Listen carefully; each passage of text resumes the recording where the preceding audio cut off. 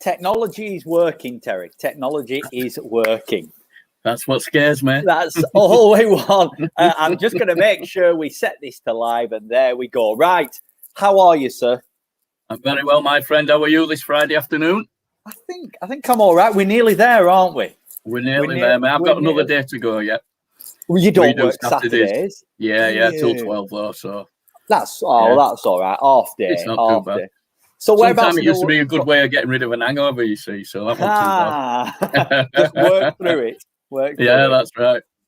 Whereabouts in the world are you? We are based in Sawby Bridge, which is Halifax, West Yorkshire. Been down here. I've been working for myself about 12 years now. We've been in the building that we're in now for 8. And I've been an electrical wholesaler for nearly 33 years, believe it or not. That's some go. You don't look old enough, Terry, I have to say. Yeah, well, some say. I mean, when I used to live in Queensbury, having 3 paper rounds, I do have a face for radio. So please, let's start. Tell us about your wonderful business. Give us the complete history.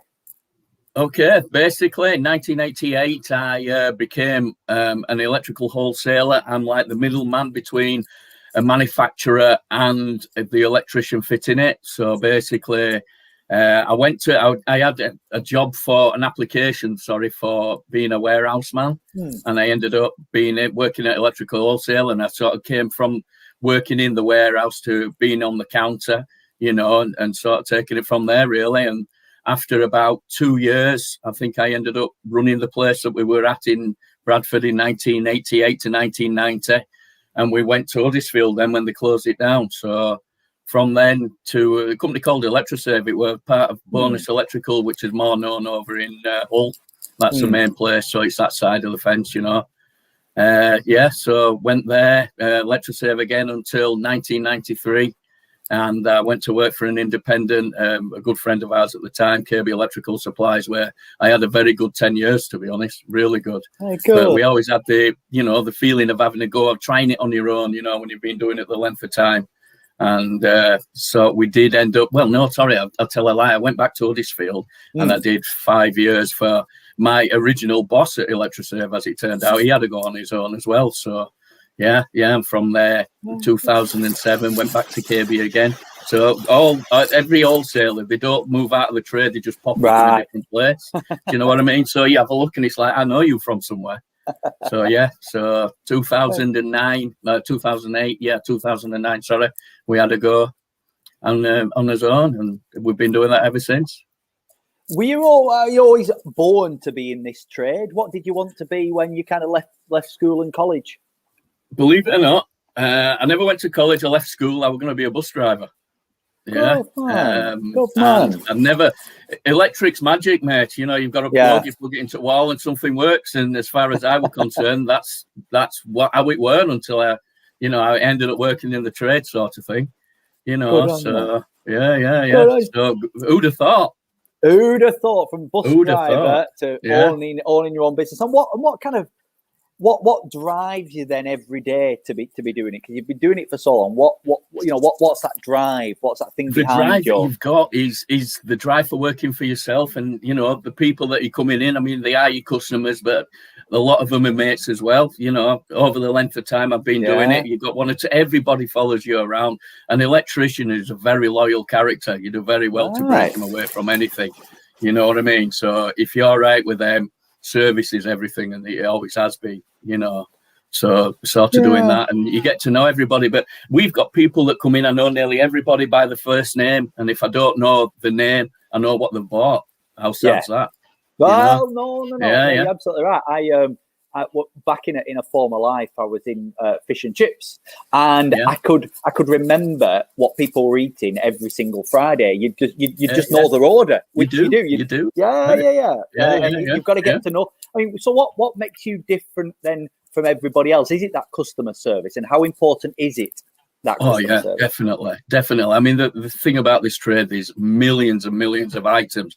There's no way on earth you could keep everything. You'd have half of England, I think, if you filled it. You know what I mean? So basically, you look after the people, you know, you're right with them, you get your price right. Everybody looks at price, mate, but it's not always that. It's getting it to the person. I mean, we've been all over your side of the world, actually, today. We've been around Manchester and, you know, Haywood. We were picking some bits up from back cables and we've dropped it off at a place in Haywood, you know. So you go where you have to go. And that's what we do. I've done it since day one. I was doing it myself. I mean, you know, in the first lockdown when everybody had sort of closed, I mean, there were only me on the estate and Adam, the builder next door. And when I first started, I started in a van. So I was doing like 150, 200 mile a day. Incredible. You know what I mean? And when it was like that, it was just like old times again, you know, because obviously you couldn't let anybody in, or you were delivering it, you were dropping it end of the drive and stuff like that. And that's what you do. You know, you're on the end of the phone, they just ring you up, right, I need this here, or I'm coming down to your shop. And that's how you do it, mate. And what's the secret to your success then? I know you say customer service, but you've obviously know your trade inside and out. So you got a formula that someone can just pick up and use on their business? No.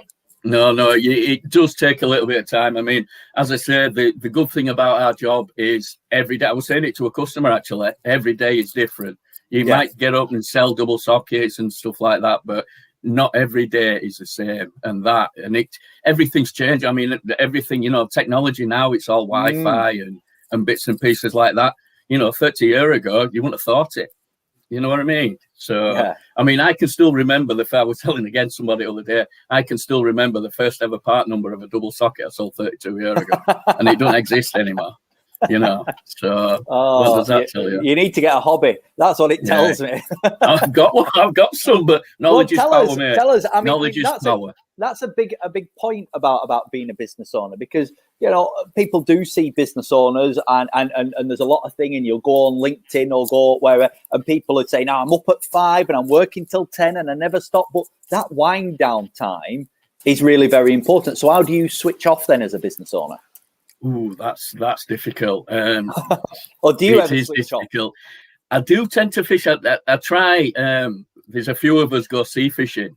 So obviously, being in the middle of England, it's, you know, you're a fair way from the coast. So when you get there and you jump on a boat, you know, you're just concentrating on the fishing side of it.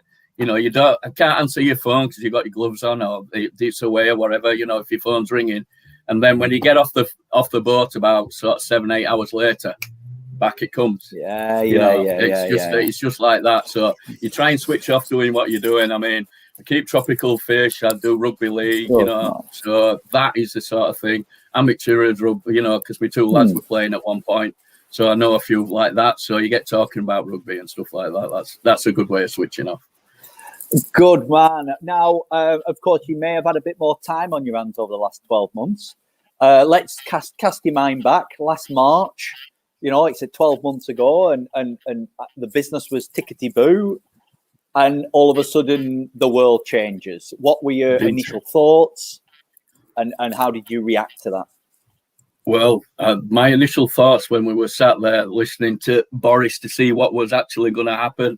Do we have to close? Do we not? I mean, thankfully, we're lucky we're part of the construction industry.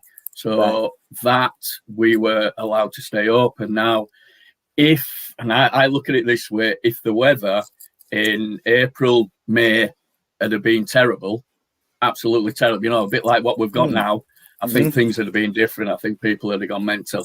To be honest, I've never sold as many weatherproof double sockets and armoured in my life. Wow, interesting. The weather, because it were cracking the flags, everyone's in the garden, you know, you're selling a double socket, weatherproof socket, you do 1 or 2 at a time. These were going out 6, 7s and 10s because people are having water features, all that sort of. I mean, to give you an idea, if there were a company we deal with, sold 3,500 in 2 days. Yeah, so other side of the coin, that's fabulous, but it's getting them back in to sell them again. Do you know? That's the hard bit. Yeah. So unbelievable, absolutely unbelievable it's been. So you ploughed on then. You ploughed on. You kept going. Yeah. I mean, it was quiet. As I say, we had to close the shop in relation to people coming in. But we were at the end of the phone then, you know, so I need this. But thankfully, as I say, construction was still involved. I mean, I had one guy, he was wiring a big double garage up for somebody, you know, and it was like, how am I going to get my gear? you know, and it was like, well, so I phoned where we were getting it from, Falcon in Littleborough. And, we're still open, you know, we're not doing deliveries. You'll have to come and collect, but only one person in and that sort of thing. So things did, although strange, you know, length of time. And obviously with it being quiet as well, there were other people closing early. So you had to take that into account as well. But so other side of the coin, I got to Leeds from Sorby Bridge in 25 minutes.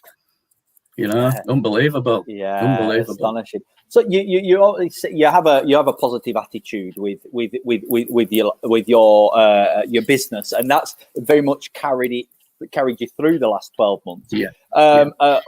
What positives have you taken from the last 12 months? What positives have you for your business point of view? You can survive anything. What are the positives? What are the upsides? Yeah, I suppose again, as I say, the thing about this job every day is different. You know, you do get a feel. You get like certain times of the year, like winter time, it's lighting season. You know what I mean? So you're selling all your outside lights, and then what happens? You can't get any of them because you know the docks are closed and this sort of thing. So it's getting harder. The good thing about what we can do is we can go. We're not stuck to one manufacturer. So we can go to 2 or 3 or 4. So at least we've got something to sell, something to supply the customers. You know. So the positive side of that is at least we can carry on and we can supply and people keep coming. And I'll be honest, Liam, there were a few people that actually phoned up or came and stood outside that I've never seen. But to be honest, you know, because they need to get the stuff if they're still working, you know. So being an independent, you know, it's up to us what we do in that respect. Whereas your nationals, they were either half-day closing or they were closed period, you know. Yeah, I'm absolutely right. So this obviously is a conversation about networking, and that's how we have connected. So if you can, tell me about your networking journey. Where did you first hear about thinking of getting involved in relationship marketing, and how's it taking you through to today? Right, that was, I'll be honest with you, I actually never heard of networking at all. I got invited to the chapter that I'm in now, Two Valleys in Halifax, by a customer of mine, believe it or not, who was invited by Jason. And he just says, look, if you want to meet more people and get more business, he said, you know, just meet me here. 7:15? What? 7:15? What's that about? 7:15 in the morning? But I went and, all he told me was, just meet me, you know, because it were at Elsie Whiteley's in Halifax. And meet me there at 7:15. And he said, I'll show you ropes, because he'd only been there sort of 3 or 4 weeks before me. Right. You know, so obviously, but the thing about it is, Halifax is a small town. You sort of know people or you see them. And then when you come to like the networking side of thing, and there's 15 people in the room, or 18, 19 as it was, you know, and I knew 3 or 4 of them because they were either being in my place or I knew one of the parents or something like that, you know what I mean? So, but yeah, it was strange. And then when he asked me to stand up and talk about myself for a minute, that were, what? Excuse me? What? So so it's funny, I was actually talking to Robert about this not so long back, you know, because I said there's no way on earth I'm standing up talking about it, and so you know, and then you know, I've a couple of sort of meetings in, and I'm up and I'm talking about it, and he just called me and said, you said you weren't going to do this, you know. So that shows what it does, the confidence. I mean, I probably won't be here talking to you. No, Liam, incredible. You know what I mean? That's right. So the networking side of it, I mean, again, the mentor program we're on, and my mentor, Gary Toombs, and he just said to me, he said, basically, you've got a sales pitch here, you've got a sales room, you know, there's sort of 15, 16, 17 people that are here that are selling on your behalf, and you're doing the same for them. Yeah. And if you think about it, you know, the networking side, everyone's got a network. It's just how you sort of see it, you know. That's the thing. And, you know, and I've kind of been doing that myself, but not for people in a room. You know people, you always pass something on. I mean, again, I know somebody who was in the Terriers, and he's been trying to get me into it probably 2 years before, he says.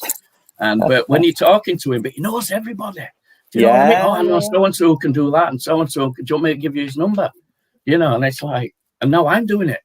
Do you know what I mean? You almost become the go-to person. For things. People know that you know people and that you trust people. That's right. So how long have you been kind of building your business with networking now? With networking now, I've been with Two Valleys just shy of 2 years. I think it's August. It'll be the 2 years, so yeah. Very good, very good. And it's a bit understated. The business, getting the business is all very well and good from the room, but you're absolutely right. That confidence that it gives you in other aspects of your business as well, like jumping onto a live chat where there's going to be a lot of people watching this video back. That's right. What a change in you that it's given you. Oh yeah, 100%. I mean, it was like on the first 10-minute presentation I've done, because obviously I feel safe behind my counter. Yeah. You know what I mean? So I'm sort of serving everybody. So my first presentation, I actually brought my counter with me. Wow, really? Tell me about that. We had the front of it with a Teselec on it, and I was stood behind it, and I was giving it all this sort of thing. You know what I mean? And yeah. So these little things like that, but yeah, it's been a change. It really, and I wouldn't have thought about it, but yeah, I've been doing more or less the same thing, all my working life, if you know what I mean. Yeah. Good. So, of course, in the last few months, networking has gone very much virtually, and we can't see each other because we've got to be safe. How have you reflected on that period then, as a virtual world versus face to face? But how's it impacted your business? Still doing that networking? Yeah. I mean, doing the sort of the networking side of it, with the, like the Zoom meetings and things that we're doing, it's kind of got to be second nature. Do you know what I mean? Whereas before, I know one or two people, I mean, we lost a few people out of the chapter that really, they come to the end of the time, but they didn't want to do the Zoom meeting. I mean, my friend Anthony, who invited me in, he's a prime example. He loved the face-to-face side of it, which we do. But it's not that much different, personally. You know what I mean? I mean, it did take you, because like we're saying, I'm not, the best on the technology side, but when you know what you're doing, you just get into it. You get into it. You get absolutely right. And you can do it in your pajamas if you want to. Yeah, well, I ain't going to tell you that. What other aspects of networking have you enjoyed then? I mean, there's a social aspect, I'm assuming, as well. Some good friends coming out of it. Yeah. I mean, we've done we've had the Zoom quizzes. We were doing them once a week on a Friday, but they slowly sort of deteriorate. I mean, the quiz night, but it was like what Kevin alluded to when you interviewed him. It were going on with doing the quiz, and the quiz were getting shorter, and the nattering were getting longer. You know what I mean? And it's it's still the same, to be fair. But I think the social side of it, we've all been doing that. I mean, it'd be nice to get. Because I think the last time it was the Christmas lunch that we had, that was the last time that we actually had a social gathering. And when we were going to do when you could only have 6, I mean, it's difficult when there's 18, 19, 20 of you, isn't it? If you can sort of get 6 people together and do a bit of networking and then maybe get another 6, you know what I mean? So we'll see what happens when this lockdown clears. That'll be a good thing, though. It will. Now, as a successful businessman, now a successful networker, what advice would you give to younger Terry when you were first starting out in your networking journey? Ooh, good question. I know it's a deep question. It could be anything from getting more stuck in or not being worried about it. What would you think actually? What were your concerns before, and what? Oh, I think my concerns were, especially when I went self-employed, working for myself, being able to make sure that I could feed the family. I mean, that'd be good to go back and say, you don't have to worry about that. But I think doing what you're doing, if you didn't worry about that, there'd be something wrong. True. Because anything could happen. If somebody goes bust on you or something like that, that could be you finished so easily. So I still worry about that a little bit, but get on the networking thing. That really good. So we've got a bit of time to big up your chapter now. So tell us a bit about it. Who's the key drivers? Who are the people who are your key friends in there? What sort of business have you done in the chapter recently? Big us up. Right. Okay. Yeah. I mean, again, as I was saying, well, like when you interview Kevin that week, we'd done a £50,000 that week. Awesome. Absolutely fabulous. I mean, as a chapter for February, I think we did about 110 all told, where you're averaging sort of 9-10 grand a week is pretty good, you know. But we've got the guys there, you know, the core people, your Kevins, your Richards, you know, they know people, your Roberts, everybody. And we're getting, you know, some new people in as well. I mean, we've had maybe 5-6 people join since lockdown, when we lost 6 as well. So, I mean, we've got end of March, I think, isn't it? And then it changes, you know, dealership and that. So, yeah. It's been fabulous. But there's people there to talk to. That's a good thing. I mean, there were a good friend of mine. I actually got Mike to join. He's Beds by Design, which is actually next door to me. Where on the estate. Now, Mike's been closed. Obviously, can't open his showroom, but he can work. You know, he can go to people's houses, a bit like Gary with his carpets. You know, he couldn't open the showroom, but he could go to people's houses. Crazy, I know. But to give you an example, Michael, unfortunately, he got broken into last Friday night. You know, so it's things are bad enough that he's not open to actually have, you know, somebody break in and, you know, steal his computer. So everybody sort of rallied together. People were offering, you know, computer screens will come down and rebuild your door and all this, that and other. Brilliant, absolutely brilliant. You've got to be proud of people like that, you know.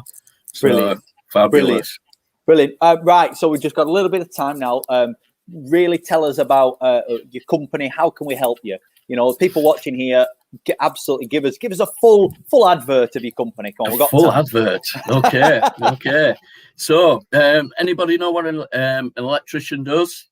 We sell to the electrician. So we supply basically all your house wiring material, industrial, commercial, light fittings, switches, sockets, you know, that side of thing. We deliver it anywhere you need it to go. As I say, we've supplied to quite a few places: Bury, Bolton, Hull. You know, we go anywhere people need to be, basically. So friendly service, there's 3 of us. We have a driver as well, you know, counter there. The knowledge we've got between us is nearly sort of 70 years. You know, that's bad enough. So, yeah, anybody wanting any electrical, LED lighting, floodlights, security, you name it, we do it. And what categories are you looking for in your chapter right now? Where have you got business waiting in your group? Who have you got? Where have you got the gaps that you've got business waiting? The gaps, for? Yeah. We've a few. We've filled, as I say, we've filled a few. I believe that somebody's joined us today. Trevor, who does the telephone. So business supplies. On the finance side, we're looking at that. Goodness me, I were only looking at that this morning as well. Put you on the spot. But you have indeed. That's all right. That's fine. Listen, it's been a real pleasure. 25 minutes goes by very quickly. It does. Yeah, it's just very like 5 minutes in our place. And it's been a genuine pleasure, Terry. Thank you very, very much. What I would say is I'm going to finish with, if you are anybody watching, if you're thinking, actually, how am I going to build my business right now? You know, you may be trying everything from social media to cold calling, whatever it may be. There's a place in everybody's marketing mix for that. What I would say is that actually relationships and networking are a brilliant way to build your business, a brilliant way to get incoming opportunities into your business. And do you know what? Right now, you can do it sat in your bed if you really want to. You can, can't you, Terry? So scan the QR code if you're watching this at the top of the screen. It'll give you a whole list of places from wherever you are based. Just say, come down, have a look, meet people like Terry, people who are business people who want to help you. So scan that QR code and there'll be a spot waiting for you to come down and have a look. Terry, a real pleasure. Thank you very, very much for your time. Have a wonderful weekend. I'll try. And enjoy your Saturday work. Thank you. Yeah, I always do. See you soon.